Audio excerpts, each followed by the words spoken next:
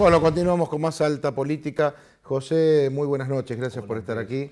Un gusto como siempre. Bueno, la verdad que como bien sabés, estamos hoy con un pedido muy grande de muchísimos padres que solicitan a la ministra de Educación y al gobernador que sus hijos puedan asistir, como lo hemos hecho nosotros, nuestros padres, nuestros abuelos, una vez por año, la escuela, las instituciones, a rendirle honores a nuestros santos patronos, ¿no? El Señor y la Virgen del Milagro. Y parece que dicen que el fallo de la Corte no nos permitiría esa posibilidad, lo mismo que no asistir a las fiestas patronales.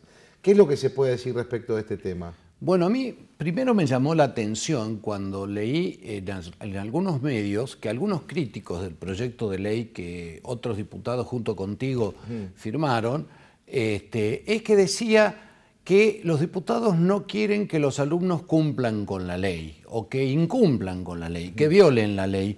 Y yo me pregunté, ¿qué ley? Acá no hay ninguna ley que prohíba eso. Claro. Se refieren obviamente al fallo de la causa Castillo y se confunden porque los fallos no establecen normas generales como son las leyes. Los fallos simplemente resuelven un caso particular. El fallo es la ley del caso. El fallo Castillo resolvió la denuncia presentada por Castillo, la ADC y otras personas, ¿no es cierto?, contra la provincia de Salta por la enseñanza religiosa. Y ya vamos a ver en qué términos lo resolvió. Pero de ninguna manera el fallo Castillo sirve para resolver el tema de la asistencia a las honras patronales de los pueblos, ni tampoco para poner en contraturno la enseñanza religiosa, porque, digamos, el fallo no implica un repertorio de normas generales, sino resuelve solamente un caso. Ajá. Y en este sentido, el caso lo que dice es que en horario, digamos, de clase oficial no se puede dictar la materia religión y hay que sacarla de la currícula. La parte dispositiva del fallo dice que se declara la inconstitucionalidad de la enseñanza dentro del horario de clase y dice, y en consecuencia de las prácticas religiosas tal como se han venido desarrollando en las escuelas públicas. Es decir, la inconstitucionalidad de que se dentro de clase, del horario de clase, el fallo se refiere clarísimamente a que puede darse una hora antes o una hora después de clase, que es lo que menos perjudica a los padres, pero acá se resolvió que el fallo decía que debía darse en contraturno, con lo cual, lógicamente, tenemos creo que menos del 10% de las personas que pueden hacerlo. Hace 2 años si eran 90.000 alumnos, era casi el 100%, y hoy en día son los pocos que pueden. Coincidirás conmigo, es que si bien este gobierno no lo resuelve, el próximo lo tendrá que hacer porque el artículo 49 de la Constitución sigue vigente. Sigue vigente y declarado expresamente constitucional por la Corte de Justicia. Vos sabés que en esto de hacer que entender o comprender o interpretar que los fallos de la Corte establecen normas generales, hay como un pegoteo, como una influencia extranjera, porque es como que a veces también la Corte Suprema nuestra da lugar a que parezca que es la Corte norteamericana. El sistema norteamericano y el sistema nacional son absolutamente distintos. El sistema norteamericano es un sistema jurisprudencial. Las reglas de derecho surgen de las sentencias de los jueces. Ellos no tienen código civil, comercial, penal. O sea, las reglas de derecho surgen de las sentencias de los jueces. Entonces, está todo el sistema organizado con mucha fineza y con una metodología muy ajustada para ver de cada sentencia de los jueces cuáles son las reglas de derecho que se extraen. Acá empezamos a norteamericanizar los efectos de la sentencia de la Corte a partir del fallo FAL de 2012, ¿no es cierto?, donde la Corte se excede de las funciones de juzgar el caso que tenía que resolver. Es más, el caso ya estaba abstracto, es decir, no resuelve ningún caso, pero dice, vamos a fijar nuestra posición. Y entonces, se excede sobre materias de competencia del Poder Legislativo y se excede sobre materias de competencia de los poderes ejecutivos, con el tema de la exhortación de establecer los protocolos de aborto no punible. Y simplemente los poderes, claro, en vez de decir, no te metas en nuestro terreno, sí, como el mismo gobernador Urtubey, la primera reacción fue, a mí la Corte no me va a decir cómo gobierno. Claro. Después lo apretaron. Después, no sé qué pasó, pero sacó un protocolo y después no sé qué pasó, sacó un protocolo peor todavía. Peor todavía, ¿no? Que es el último. El último, que es... adhiriendo al del gobierno nacional que se hizo en la época de los Kirchner y que habilita el aborto de cualquier manera. Habilita el aborto sin límite de tiempo para los casos de violación. Sin necesidad de denunciar al violador. Claro, a simple declaración jurada. Es decir, claro, es un aborto libre encubierto. Bueno, volviendo al tema de la enseñanza religiosa. Sí. En ningún momento dice que el fallo, ni siquiera en ningún considerando, dice el fallo de la Corte Suprema de la Nación, que está prohibida la asistencia a los cultos del milagro. Es más, yo me traje la sentencia entera, sí, y voy a leer. En el considerando 14 dice que el principio de neutralidad del Estado en materia religiosa comprende la posibilidad de profesar o no libremente su culto en el ámbito escolar. Comprende la posibilidad de profesar o no libremente su culto en el ámbito escolar. Artículo 14 de la Constitución Nacional. La reforma constitucional incorporó al bloque de constitucionalidad diversos tratados que contemplan el derecho de los padres que sus hijos reciban enseñanza religiosa y el tema de la igualdad y no discriminación.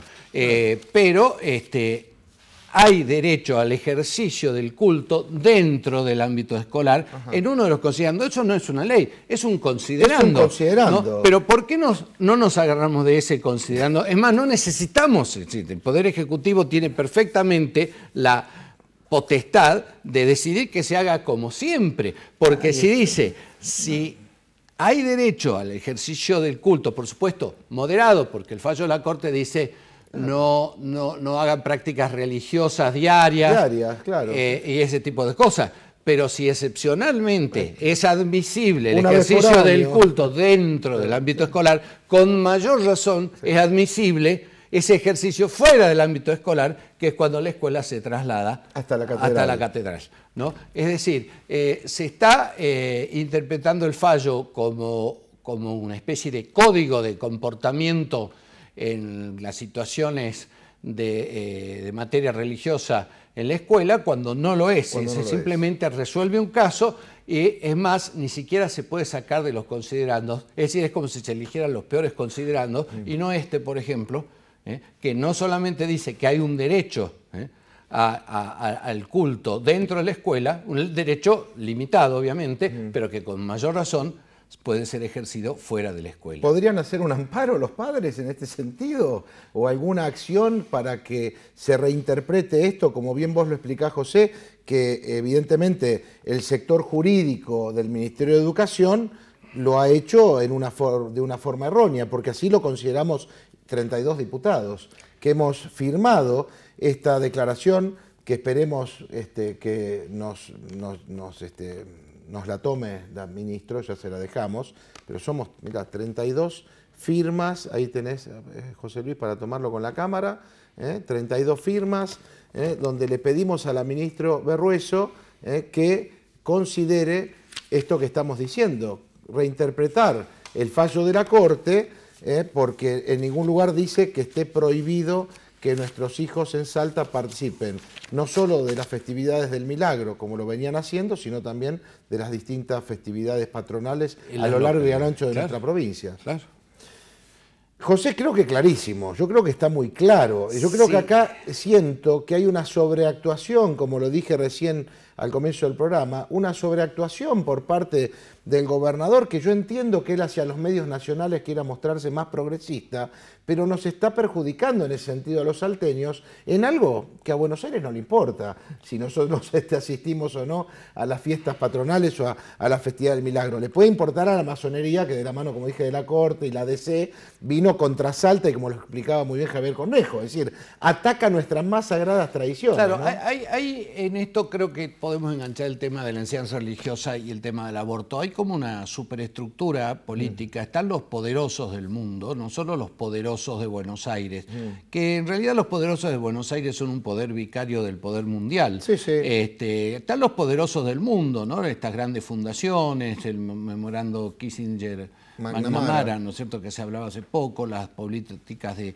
despoblación de las grandes potencias mundiales, económicas, y todas estas cuestiones, es un nivel de comprensión del tema, ¿no es cierto?, y que buscan el aborto por el efecto de disminuir la población. Es decir, hay gente que sí quiere el aborto, no es como dicen algunos senadores en las sesiones, ahora nadie quiere el aborto, en realidad es un mal necesario. No, hay gente que sí quiere el aborto. Estos poderes del mundo quieren el aborto. Y también está el feminismo radical, que quiere el aborto como manifestación de la autonomía absoluta de la mujer. Y fíjate, Andrés, cómo es que ellos dicen que la mujer puede, por una simple decisión de su voluntad, que el embarazo sea un niño o sea un feto abortable. Es decir, eso puede inclusive, imagínate, 9 meses, podría cambiar de opinión varias veces, ¿no es cierto? Es un disparate.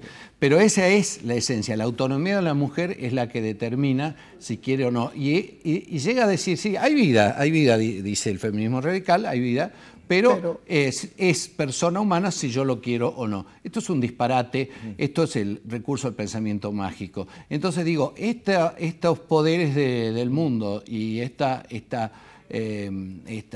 cuadros que tienen para la confrontación política, en este caso el feminismo radical, bueno, tienen otros actores que son, en el caso de la enseñanza religiosa en Salta, el laicismo absoluto, ¿no es cierto?, que quiere erradicar las religiones de la faz pública, ¿no? Entonces sí, les importa lo que hacemos en Salta, lamentablemente, ¿no? Y yo preferiría que nuestras autoridades no se fijen tanto en eso, sino se fijen más en nosotros. ¿No? Gracias, José, porque ahora se nos vienen los pañuelitos naranjas. Primero los verdes, ahora los naranjas. Esperemos que los pañuelitos celestes atraviesen toda nuestra geografía y que el 8 de agosto los senadores le digan sí a la vida y no al aborto. Gracias, José. Gracias, Vamos Andrés. nosotros a una pausa enseguida. Ya está aquí en el piso Ricardo Díaz Villalba.